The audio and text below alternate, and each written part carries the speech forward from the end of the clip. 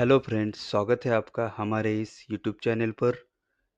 आज हम इस वीडियो में आरसीसी कॉलम का डायनेमिक ब्लॉक बनाने का पूरा प्रोसेस स्टेप बाय स्टेप देखने वाले हैं। सबसे पहले हम एक कॉलम ड्रॉ कर लेते हैं।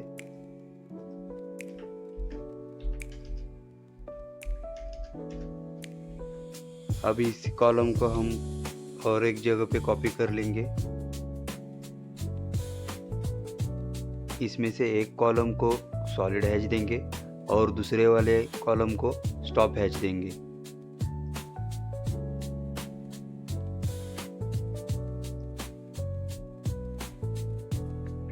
इन दोनों कॉलम्स को सिलेक्ट करके हम इनका एक ब्लॉक बनाएंगे और ब्लॉक का नाम हम आरसीसी कॉलम डायनेमिक रखेंगे।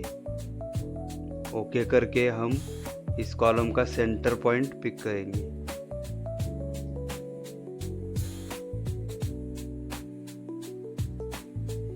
अब हम इस ब्लॉक को डबल क्लिक करके ब्लॉक एडिटर में जाते हैं। यहाँ पर ब्लॉक ऑथरिंग पैलेट में पैरामीटर्स में आके यहाँ पे फिजिबिलिटी को क्लिक करना है और यहाँ पिक करके उसे रख देना है। यहाँ ऊपर आके आप देख सकते हो विजिबिलिटी के टूल्स दिख रहे हैं। उसमें हमें विजिबिलिटी स्टेट्स वाले ऑप्शन को क्लिक करना है। उसमें हम दो स्टेट ऐड करेंगे, पहला वाला कंटिन्यू कॉलम के लिए और दूसरा वाला स्टॉप कॉलम के लिए। तो उसके लिए हमें न्यू पे क्लिक करना है। यहाँ पे हम कंटिन्यू कॉलम लिखेंगे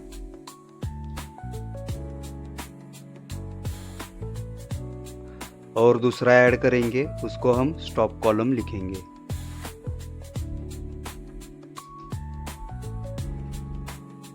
और ओके करेंगे।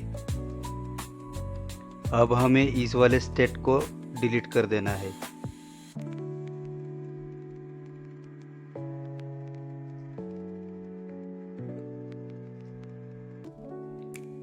यहाँ ऊपर आके आप देख सकते हो हमने अभी जो भी दो स्टेट्स ऐड किए हैं वो यहाँ दिख रहे हैं। यहाँ पे हम एक लाइन ड्रॉ करके मार्किंग कर लेंगे।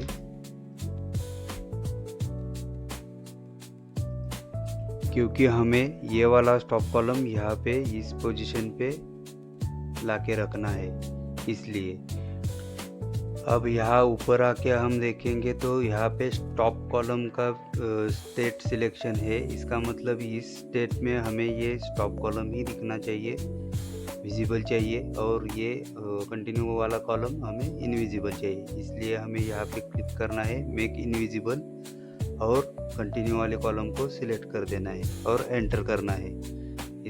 अब हमें यहाँ पे कंटिन्यू कॉलम के स्टेट में आना है और फिर से यहाँ पे इनविजिबल पे क्लिक करके हमें एक वाला कॉलम अनविजिबल करना है और फिर से यहाँ पे स्टॉप कॉलम में जाके ये स्टॉप वाला कॉलम हमें मूव करके यहाँ ये वाला पॉइंट पिक करके हमें इस लाइन के एंड पॉइंट पे पिक करना है और ये लाइन डिलीट कर देनी है।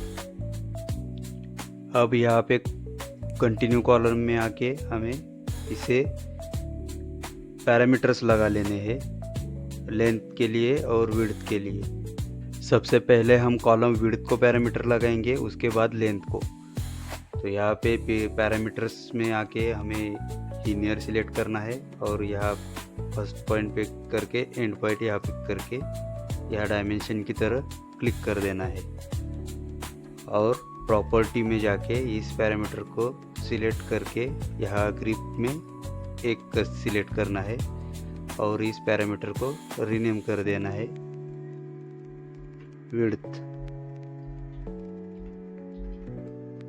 विड्थ नाम से हमें इसको रीनेम करना है। अब हम लेंथ के लिए पैरामीटर लगा लेते हैं। उसके लिए यहाँ फिर से पैरामीटर में लीनियर सिलेक्ट करके स्टार्ट पॉइंट यहाँ पे और एंड पॉइंट यहाँ पे क्लिक करके डायमेंशन की तरह यहाँ क्लिक कर देना है। इस पैरामीटर को रीनेम कर देना है लेंथ।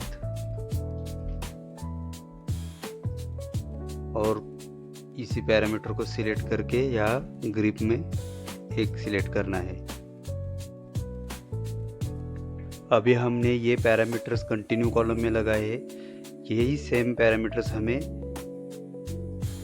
स्टॉप कॉलम में भी चाहिए। तो इसलिए हमें यहाँ पे आके स्टॉप कॉलम को सिलेक्ट करना है और यहाँ एक ऑप्शन है ये विजिबिलिटी मोड, उसको क्लिक करना है और हमें यहाँ पे फेंट में दो पैरामीटर्स दिखेंगे, उसको सिलेक्ट करके हमें उसको मेक विजिबल करना है। तो ये सेम पैरामीटर्स हमें कंटिन्यू कॉलम में भी रहेंगे और स्टॉप वाले कॉलम में भी रहेंगे। अब हम यहाँ कंटिन्यू में जाएंगे, कंटिन्यू कॉलम में, और ये वाला ऑप्शन जो है विजिबिलिटी मोड, इसको हम ऑन रखेंगे क्योंकि हमें ये स्टॉप वाला कॉलम भी दिखना चाहिए। अब हम सभी पैरामीटर्स को स्ट्रेच एक्शन लगा लेते हैं, इसलिए हमें यहाँ एक्शन में आना है, स्ट्रेच एक्शन लेनी है, पैरामीटर को सिलेक्ट करना है, पिक पॉइंट और स्ट्रेच फ्रेम यहाँ लगा लेनी है और सिलेक्ट विंडो से सिलेक्ट करना है पूरा, जितना हमें स्ट्रेच करना है उतना, और एंटर करना है। यहाँ पे स्ट्रेच बटन आएगा, उसको सिलेक्ट करके डिस्टेंस मल्टीप्लायर में 0.5,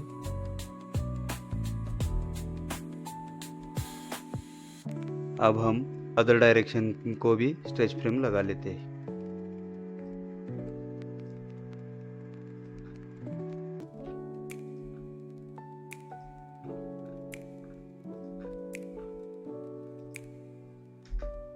अभी ये वाले बटन को सिलेक्ट करके हमें यहाँ पे डिस्टेंस मल्टीप्लायर में 0.5 करना है और यहाँ पे 180 करना है। अब हम लेंथ के लिए स्ट्रेच फ्रेम लगा लेते हैं। पैरामीटर को सिलेक्ट, पिक पॉइंट, आधा पोर्शन स्ट्रेच फ्रेम में और उसके अंदर ही सिलेक्शन करना है और एंटर कर देना है। अब इस बटन को सिलेक्ट करके यहाँ पे 0.5 और यहाँ पे भी 0 ही रखेंगे। अब अदर डायरेक्शन पे स्ट्रेच फ्रेम लगा लेते हैं। इसके लिए यहाँ पे स्ट्रेच को सिलेक्ट, पैरामीटर को सिलेक्ट, पिक पॉइंट यहाँ पे ग्रिप वाला, उसके बाद यहाँ आधा पोर्शन सिलेक्ट, विंडो से सिलेक्ट करेंगे और एंटर करेंगे। अब दूसरा बटन सिलेक्ट करके यहाँ पे डिस्टेंस मल्टीप्लायर में 0.5, यहाँ पे 180। अब हम विजिबिलिटी को ऑफ कर सकते हैं और कॉलम को सेव करके चेक कर लेते हैं। अब हम इस कॉलम को अलग अलग साइज में बना के देख लेते हैं। यहाँ पे 450 बाय 450 करके देखते हैं। इसी कॉलम को कॉपी करके यहाँ पे अलग और एक साइज देते हैं 300 बाय, और ये तीनों को सिलेक्ट करके हम इसको स्टॉप हैच बना के देख लेते हैं।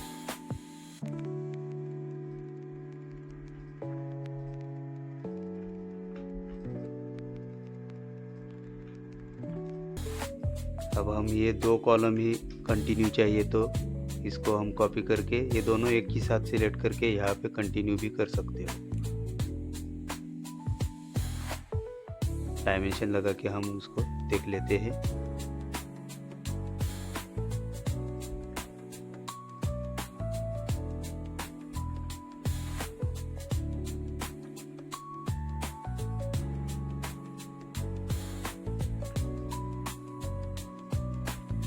तो इस तरह से हम आरसीसी कॉलम का डायनेमिक ब्लॉक बना सकते हैं। ये वीडियो कैसा लगा कमेंट करके ज़रूर बताना। मिलते हैं ऐसे इंफॉर्मेटिव वीडियो के साथ। धन्यवाद।